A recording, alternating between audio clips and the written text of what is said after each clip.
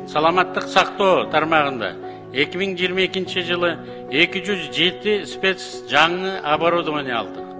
335 автоунаа, 218 тез жардам, 117 санитардык унаа алдык. 2023 жылы 30 медициналык объектте курулуштар болду. Облустук ооруканалар жаңырды. Перинаталдык борборго 152 миллион сом жумшалды жана ачылды. Быйыл биринчи жолу Кыргыз-Түрк ооруканасында бөйрөк алмаштыруу операциялары жасалды.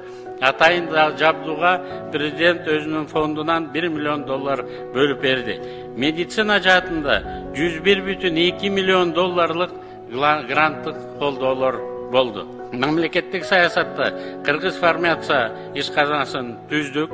Максат мамлекеттик саламаттык сактоо уюмдарын жеткиликтүү баада дары-дармек менен медициналык буюмдар менен камсыз кылуу. Ага 1 миллиард сом бөлүндү. Учурда 600 миллион сомго дарылар алынды. Фарм заводдор менен түз келишимдер Кыргыз өкмөтү түзө баштады.